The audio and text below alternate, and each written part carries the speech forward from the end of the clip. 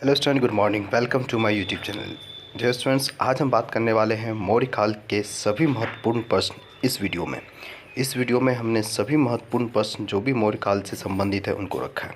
तो चलिए इस वीडियो को स्टार्ट करते हैं। आप इस वीडियो को पूरा देखते हैं तो आपको मौर्य काल से संबंधित सभी प्रश्नों का उत्तर इसी से मिलने वाला है, जो कि एग्ज़ाम में आने की भी संभावना है और जो एग्ज़ाम में प्रीवियस ईयर में पूछे भी गए हैं।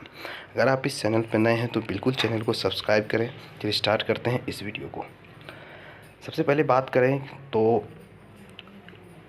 स्लाइड, चलिए, मौर्य साम्राज्य की स्थापना किसने की? तो मौर्य साम्राज्य की स्थापना चंद्रगुप्त मौर्य ने की। और कौटिल्य किसका प्रधानमंत्री था? तो चंद्रगुप्त मौर्य का। चाणक्य का अन्य नाम क्या है? तो विष्णुगुप्त और कौटिल्य। पहले इस 3 प्रश्नों को आप और भी डिटेल्स के साथ समझें कि मौर्य साम्राज्य की स्थापना चंद्रगुप्त मौर्य ने की और चंद्रगुप्त मौर्य का प्रधानमंत्री कौटिल्य था। और जो कौटिल्य है उनके अलग अलग नाम हैं, चाणक्य, विष्णुगुप्त, ये सब। और कौटिल्य का अर्थशास्त्र, जो कौटिल्य ने अर्थशास्त्र लिखा है वो किस पहलू प्रकाश डालता है? तो राजनीतिक नीतियाँ पर। यह भी इम्पोर्टेंट है। नंद वंश के पश्चात मगध पर किस राजवंश ने शासन किया? तो मौर्य वंश ने। ठीक है, नंद वंश के बाद लास्ट मौर्य वंश ने इसका शासन किया। यूनानी राजदूत मेगास्थनीज भारत में किसके दरबार में आया था? तो चंद्रगुप्त मौर्य के दरबार में आया था। चंद्रगुप्त मौर्य सैनिकों को कब पराजित किया? चंद्रगुप्त मौर्य, यहाँ पे सेल्यूकस होगा, ठीक है, को कब पराजित किया? 305 ईसा पूर्व में। किस ग्रंथ में चंद्रगुप्त मौर्य के लिए वृषल यानी निम्न कुल शब्द का प्रयोग किया गया है? तो मुद्रा राक्षस। और यह मुद्रा राक्षस के लेखक कौन है? तो विशाखा दत्त लेखक हैं मुद्रा राक्षस के। इंपॉर्टेंट, आप इसे ध्यान रखें। कलिंग विजय के उपरांत अशोक महान ने निम्नलिखित में किस धर्म को अंगीकार कर लिया? तो बौद्ध धर्म को अंगीकार लिया कलिंग विजय के बाद। और बिंदुसार ने विद्रोहियों को कुचलने के लिए अशोक को कहाँ भेजा था? तो वह से तक्षशिला में विद्रोह हुआ था, जिसको बिंदुसार ने कुचलने के लिए अशोक को वहाँ भेजा था।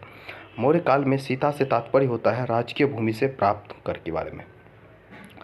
अशोक समकालीन तुरमय कहाँ का राजा था? ठीक है, तो अशोक के समकालीन तुरमय कहाँ का राजा था? तो वो मिस्र का राजा था। किस बौद्ध मूल ग्रंथ में मौर्य सम्राट अशोक का विवरण शामिल है? तो महावंश बौद्ध मूल ग्रंथ हैं जिनमें अशोक का विवरण शामिल है। श्रीनगर की स्थापना किस मौर्य शासक ने की? यहाँ पे मुगल नहीं होगा, मौर्य शासक ने की, तो अशोक ने की। मौर्य साम्राज्य में प्रचलित मुद्रा का क्या नाम था? तो पन था।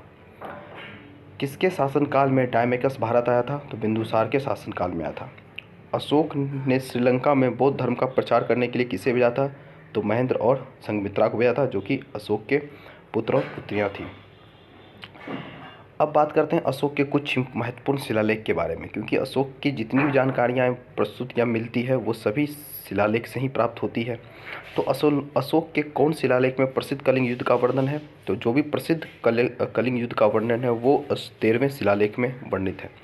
प्रथम शिलालेख में जो कहता है कि संपूर्ण प्रजा उनकी संतान है और इसी में पशु बलि की निंदा की गई है, तब प्रथम शिलालेख में अशोक का यह कथन है कि संपूर्ण प्रजा उनकी संतान है और प्रथम शिलालेख में ही पशु बलि की निंदा की गई है।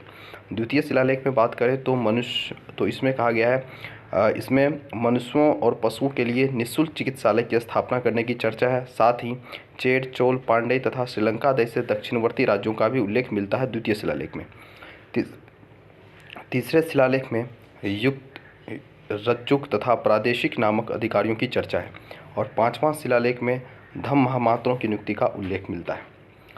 और अगर बात करें तो कौटिल्य द्वारा रचित अर्थशास्त्र कितने अधिकरणों में विभाजित है? तो वह 15 अधिकरणों में विभाजित है।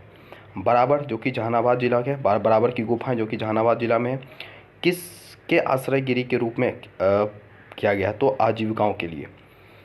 अशोक के अभिलेखों को पढ़ने वाला प्रथम अंग्रेज कौन था? यहाँ पर अभिलेख होगा, ठीक है, पढ़ने वाला था तो जेम्स प्रिसेप्स था। सांची का स्तूप किसने बनवाया? तो अशोक ने बनवाया। आई होप ये वीडियो आपको पसंद आया होगा।